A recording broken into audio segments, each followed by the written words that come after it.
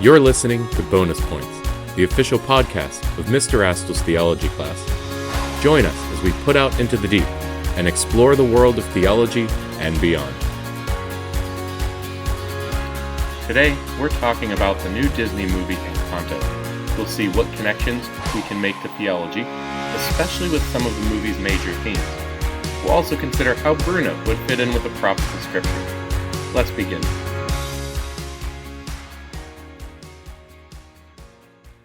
I'll be honest, I've been pretty out of the loop with Disney movies lately. I don't know if I'm just not paying attention or what, but it feels like a new Disney movie comes out every 2 or 3 months, and I just can't keep up. So I hadn't even really heard of Encanto until it was on when I came home one day not too long ago. Going in, my expectations were pretty neutral.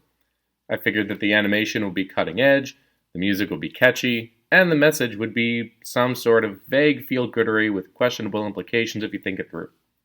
Like most of the kids' programming that graces my TV these days, I figured that it would be on in the background and I wouldn't pay too much attention. Boy, was I wrong. Not about the animation or the music. My prediction in that area was spot on. What surprised me was how many Christian themes I saw in the movie. This was surprising because Disney usually takes pains to be pretty distant from that. While some Christian themes always come through because, Western civilization, I was surprised just how good the message of Encanto was. I was especially surprised that they even included a priest in the movie and depicted him as a positive leader in the community, though it does seem like he was pretty marginal. Better it couldn't have been. Anyway, I noticed quite a few really good themes in the movie.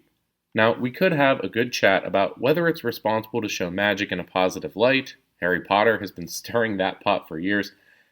I'm not going to address that in this episode, though, and part of that is because I think that as far as Disney movies go, the practice of magic isn't really a major part of this movie. There are supernatural abilities, of course, but you don't really see magic wands or spells for the most part. Anyway, here's my plan. I can identify at least 3 major themes of the movie that have a strong connection with Christianity. First, we'll talk about how the diversity of gifts in the magical family reminds me of St. Paul's description of the church, as one body with many parts. And then we'll close by looking at what the movie has to say about our value, and precisely how our value is not based on our abilities. This seems to tie in well with the Christian concept of imago Dei. We'll also talk about how self-sacrifice is the foundation of a home. In between, we'll see how the character of Bruno would feel right at home with Jeremiah or John the Baptist. First, though, we need a good synopsis of the movie. Now, consider this your spoiler alert. I will not even attempt to avoid spoiling this movie. If that's a deal breaker for you, stop listening. Actually, go ahead and move your playback bar to the end so it counts as a view, then stop listening. Okay, that was your warning. So, the movie. The movie centers on the Madrigals, a Colombian family with extraordinary gifts. Years before the events of the movie, an armed conflict forced Pedro and Alma Madrigal to flee their village with their 3 children. Pedro dies in the escape, but this causes Alma's candle to take on magical qualities. It creates a house for the family to live in called the Casita, along with a magical realm bordered by mountains, the Encanto. It also gives unique abilities to each member of the family. Fast forward 50 years, and Alma, hereafter referred to as Abuela, has become the matriarch of the family. Her children are all grown up, and her grandchildren are coming of age. The protagonist is Abuela's granddaughter Mirabel, who's the only person in her family who did not get a magical ability. In the story, Mirabel notices that the magic of the Casita seems to be failing, which sets her on a quest to find her lost uncle Bruno so that she can interpret one of his prophecies and save the miracle. Okay, so let's dive in. One of the connections that jumped out to me immediately has to do with the diversity of gifts that the Madrigals receive. Mirabel's mom can cure anything with her cooking. Her uncle can see the future. Her aunt's moods affect the weather. She has one sister with super strength and another who has perfect grace and the ability to make flowers or something. When the family's at their best, all of these gifts are used to build up the whole family. This immediately reminded me of what St. Paul says in chapter 12 of his first letter to the Corinthians. He says, Now there are varieties of gifts, but the same Spirit. And there are varieties of service, but the same Lord. And there are varieties of working, but it is the same God who inspires them all in everyone. To each is given the manifestation of the Spirit for the common good. To one is given through the Spirit the utterance of wisdom, and to another the utterance of knowledge according to the same Spirit, to another faith by the same Spirit, to another gifts of healing by the one Spirit, to another the working of miracles, to another prophecy, to another the ability to distinguish between spirits, to another various kinds of tongues, to another the interpretation of tongues. All these are inspired by one and the same Spirit, who apportions to each one individually as he wills. Okay, in one respect, this is common sense. Obviously, we don't all have the same talents and abilities, extraordinary or otherwise. But at the same time, this is an idea that seems to be increasingly banished from the public sphere. It seems like more and more our culture tells us that any difference is an inequality. If two things are different, it must mean that one is better or more valuable than the other. This is fine with some things, but it often leads to the conclusion that if we say that two people are different, we're saying that one is better than the other. To say, for example, that there are differences between men and women is to say that one is inherently more valuable or more dignified. Often it seems like the culture tells us that if we are to be equal, we must be the same. No, we reject this idea. We believe that we are the same in dignity and in value in the eyes of God. We are all equally deserving of respect and love. But this does not require us to pretend that there are no differences in other areas. Encanto gives us a great example of this. Isabella's gift is not Luisa's gift, and that's okay. It is true, there are things that Luisa can do that Isabella cannot do, and that's kind of the point. We're a communal species and we need each other. Sometimes we put so much emphasis on individuality that we can be scandalized by this idea and we pretend that we can be self-sufficient. But at the end of the day, we are born into a community, and we need the other members of the community just as they will sometimes need us. Okay, let's talk about Bruno, Mirabel's uncle who can see the future. I love Bruno. He is probably my favorite character. At the start of the movie, he's this mysterious figure who has long since run away.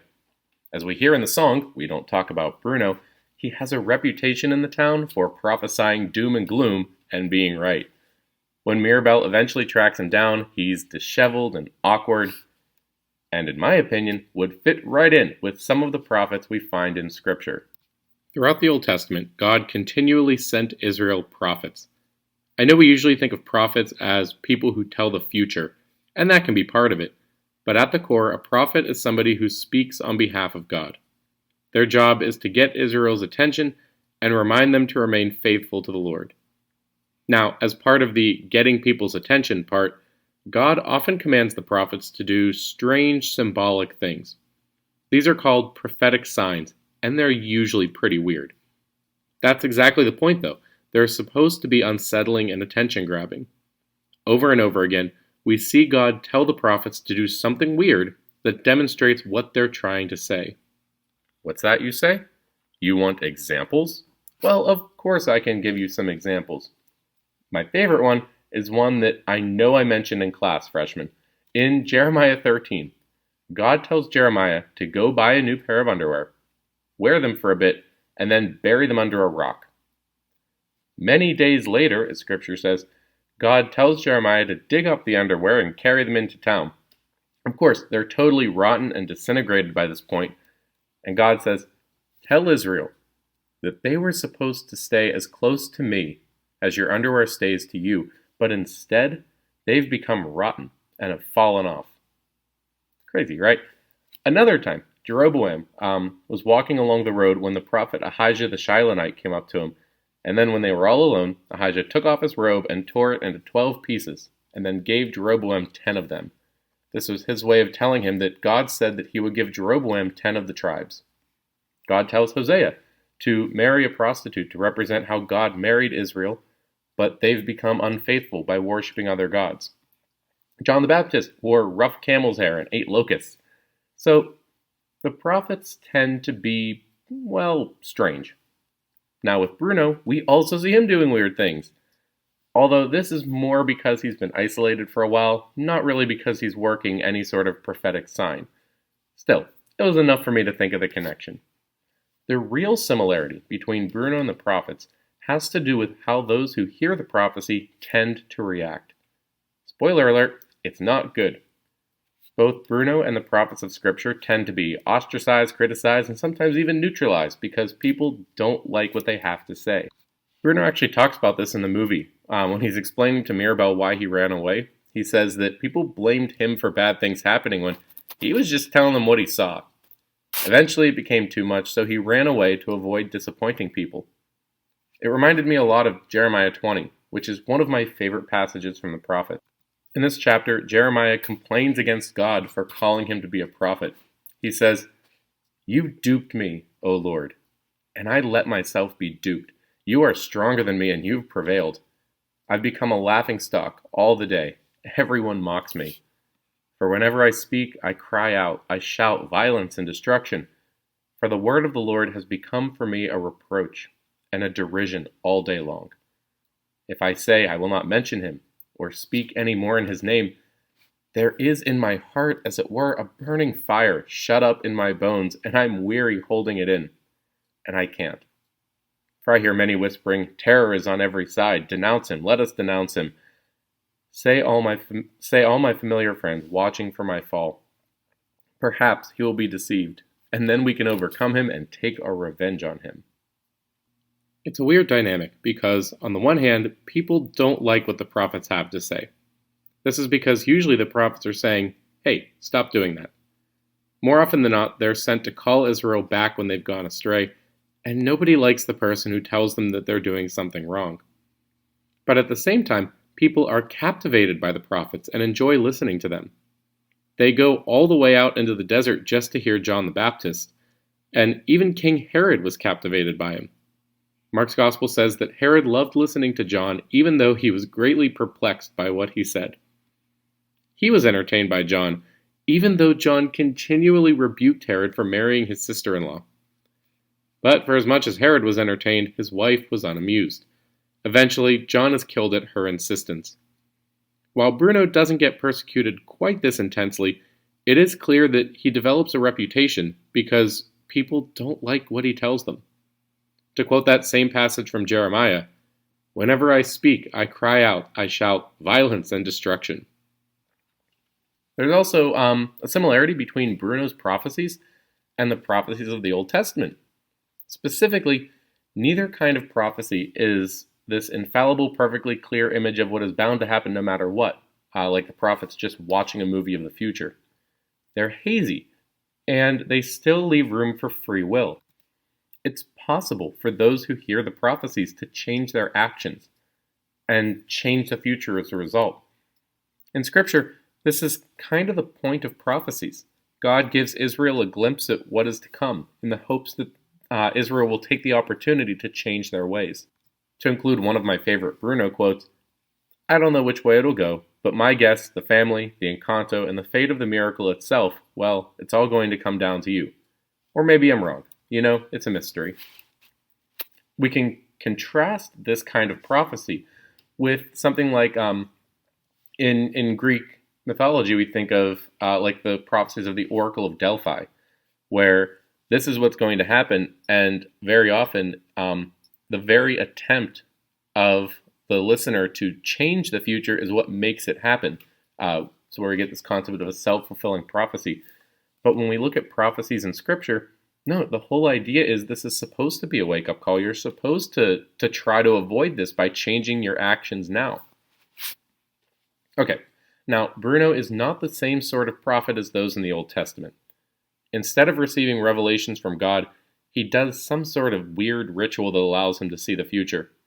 Bruno's gift actually seems to function very differently than everyone else's, and I do find it problematic that this sort of ritual is in a kid's movie, but honestly it does seem like it was mostly there for plot reasons. Whatever. My bottom line on Bruno is that, given their penchants for strange behavior and the tendency to be misunderstood and persecuted, I think that Bruno would fit right in with some of the prophets from Scripture. After the break, we'll look at the themes of suffering, sacrifice, and where we find our value. While we're talking about movies, it's a good opportunity for me to mention Formed, the Catholic streaming service. I would say that it's like Catholic Netflix, but honestly, it is so much more. In addition to movies and shows, it has audiobooks and ebooks and talks and all sorts of content. Check it out at formed.org. They don't sponsor me yet. I just think Formed is such a fantastic resource. I ended up buying a Kindle because I had so many great ebooks that I had downloaded from Formed. Again, that's formed.org. Welcome back. So, I want to talk about the events that happened before the main plot of the movie, the Casita origin story, as it were. I think that even though these events don't get too much screen time, they're super important to understanding Encanto's major themes. Several decades before the main events of the movie, Pedro Madrigal and his wife Alma, the future abuela, are forced to flee their village with their 3 young children. Pursued by marauders, they reach a river where Pedro sacrifices himself to allow his family time to escape. We're going to come back to Pedro in a few minutes, but first I want to talk about Abuela. While I would hesitate to call Abuela the antagonist or the villain in this movie, a lot of the conflict that we see is between Abuela and Mirabel. My take on Abuela is that until the character development that happens late in the movie, she is your classic perfectionist. She demands that everybody use their gifts to benefit the family in exactly the right way, and she has no tolerance for weakness. This is why there's so much conflict between Abuela and Mirabel. In Abuela's eyes, Mirabel's lack of a gift is a weakness not just for her, but for the miracle itself. It seems like Abuela blames Mirabel for all of the family's problems. In other words, Mirabel becomes a scapegoat. Which, by the way, did you know that scapegoat is a biblical term? To see where, we need to look at the sacrificial laws in Leviticus, the book given to Israel after the golden calf incident to regulate the liturgy. Leviticus 16 describes the sacrifices for Yom Kippur, the Day of Atonement.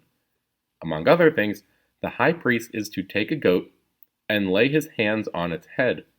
This represents transferring the sins of the people onto the goat, which is then released into the desert to die. This became known as the escape goat because it was released instead of slaughtered, and that eventually got shortened to scapegoat. The more you know. Anyway, I think that Abuela represents this paradox that is often seen in people who have endured great suffering. Her past has given her a tremendous capacity for suffering, and yet at the same time, it's also given her a deep intolerance for it. Because Abuela has been through so much, she dedicates herself to keeping her loved ones safe from any kind of suffering. Unfortunately, this affection becomes disordered and leads to her intolerance of weakness. Ironically, she ends up imposing hardships on her family in her attempt to protect them from hardship. There's also this connection between the miracle and her husband's sacrifice, which means that Abuela's very sensitive to anything that seems to threaten the miracle, like Mirabel's lack of gift. In a way, it almost seems like she perceives that it's a flaw in Pedro's sacrifice. By the way, I have to credit all of these insights about Abuela's suffering to David Paul Baird at Word on Fire. You can find a link to his article about this topic in the show notes. Okay, since we brought up Pedro, I want to talk about his sacrifice, which is the origin of the miracle that creates the casita and bestows each madrigal's gifts. Encanto doesn't give us much of a larger context other than the madrigals and their village are fleeing from quote-unquote marauders. They reach a river, and Pedro stays behind to distract the marauders, sacrificing himself to buy enough time for his family to escape. Now, the image, or the idea of redemptive self-sacrifice is pretty common in media, precisely because Christianity has been so formative of Western civilization. We could talk about the connection between Pedro's sacrifice and Christ's sacrifice, especially because both become sort of means of salvation, right? I don't think it's a coincidence that this happens as the family is crossing a river. So you do get some salvation through water imagery, like baptism, Red Sea imagery on top of everything. Actually, though, I would rather talk about how Pedro captures the essence of fatherhood here. I'll be honest, I never really had much of a devotion to St. Joseph growing up. Even into college, and as I started preparing for marriage, he wasn't really on my radar. I didn't have a problem with the guy, don't get me wrong. I never really had a strong devotion to him. Once I got hired at St. Joseph's, though, I thought that it would be appropriate to get to know our patron a bit more. And my devotion to St. Joseph has just increased the longer I've worked there, especially since the church celebrated 2020 as the year of St. Joseph, and especially now that I'm a father. So when I saw the scene with Pedro's sacrifice, I thought of St. Joseph. Perhaps part of the reason the comparison came so easily is that Pedro, like St. Joseph, doesn't get any lines. Both speak loudly through their actions, even if we don't hear any of their words. And both, in my opinion, show us the essential action of fatherhood. The father sacrifices himself for his family. Wait, you might say, St. Joseph wasn't a martyr. He didn't die for the Holy Family, so what are you on about? Well, it is true that St. Joseph, as far as we know, didn't literally die for his family. But even though we're not all called to die for the faith as martyrs, we are all called to die to ourselves. Like St. Paul, we're called to pour ourselves out like libations in love. God may not ask me to die for my wife and son, but he does ask me to let my preferences, my comfort, and my desires die for their sake. So, because St. Joseph is this model of fatherhood, he's also going to be a model of sacrifice. In St. Paul's letter to the Ephesians, he tells husbands, love your wives as Christ loved the church. And how does Christ love the church? Well, he gives up his life for her. There's also a connection between Pedro and St. Joseph in the way they protect their families. Of course, the occasion of Pedro's sacrifice is this attempt to protect his family from danger, but we also see St. Joseph acting to protect his family, especially with the flight to Egypt. After God tells St. Joseph in a dream that his family is in danger from King Herod, Matthew tells us that Joseph rose and took his family by night to Egypt. One more thing to say about Pedro and his connection to the miracle. The movie doesn't get too specific about how the miracle works, but it is clearly rooted in Pedro's sacrifice. And in addition to the miracle providing the members of the family with their gifts, the miracle also builds the casita, the family's home. I don't know if this was intentional or not, but I love the image of the father's sacrifice literally providing a home for his family. Okay, the last thing we're going to talk about with this movie is this recurring theme of value, and especially where our value comes from. I mean, the whole plot revolves around Mirabel, the one member of the family who doesn't seem to have an extraordinary gift, although there are all sorts of fan theories that may argue otherwise. Anyway, at the start of the movie, this is a major issue for Mirabel. One of the first songs in the movie is Waiting on a Miracle, and it describes this inner turmoil. She worries that she's less valuable in and of herself or to her family because she doesn't have a gift. Throughout the movie, she comes to realize that her value is not found in her abilities, and that she's not less important just because she doesn't have a special gift. Even though the focus is on Mirabel's transformation, we also see a similar change happen in many of the major characters. Luisa, Mirabel's super strong older sister, is a perfect example of this. In her song, Surface Pressure, she directly says that her value is based on her strength. Now, I don't want to read all the lyrics, and I'm definitely not going to sing it to you. Not only would that make for some bad listening, but the last thing I need right now is a lawsuit from the House of Mouse. So, I'd like to share a few key lines from the song that really capture this idea. Luisa sings, I'm the strong one, I'm not nervous, I'm as tough as the crust of the earth is, I move mountains, I move churches, and I glow because I know what my worth is. And then later in the song she sings, under the surface, I'm pretty sure I'm worthless if I can't be of service. That's exactly the crisis Luisa faces later in the movie, when the miracle seems to waver and everybody's gifts become weakened. By the way, I've included a link to the full lyrics for all the songs in the show notes. Mirabel's other sister, Isabella, has the gift of quote-unquote perfect grace, and this too puts her under immense pressure. Her breakthrough, described in her song What Else Can I Do?, comes when she realizes that she doesn't have to be perfect all the time. Now, we could describe more character arcs, but we'll let these three suffice. What do all of these transformations have in common? Well, in all three of these cases, the character starts the movie with a misplaced sense of value. They base their self-worth in their abilities, and so any weakness in these abilities is perceived as some sort of personal flaw. Even though we probably wouldn't articulate it as clearly as Louisa does, I think that we all fall into this from time to time. Very often, whether we mean to or not, we base our value on something that we do, or how others see us. This can lead to a crisis when we realize that those abilities aren't infallible. The star athlete gets injured, and all of a sudden they can't play their sport anymore. The straight A student fails a test. Anytime we're placing our value in our abilities, we're building on sand.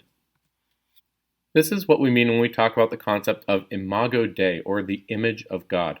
If you're a student of mine, you should recognize this term because I think it comes up at least once in every single class.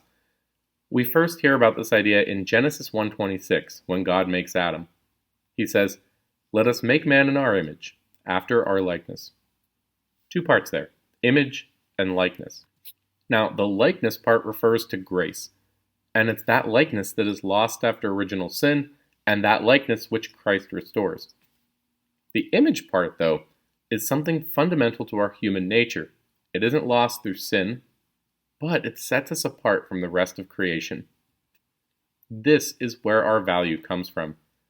Like the rest of creation, we have a certain level of value because we were willed by God and were sustained by His power. But as humans, we can say something that plants and animals cannot say. I am made in God's image. This leads to our belief in the dignity of the human person, which is the basis for what we call the consistent ethic of life. What's that? Well, it's the part of our moral theology that says that we have a responsibility to protect life, and that this responsibility must be applied consistently, womb to tomb. This includes a rejection of utilitarianism, which would say that our value is based on our usefulness.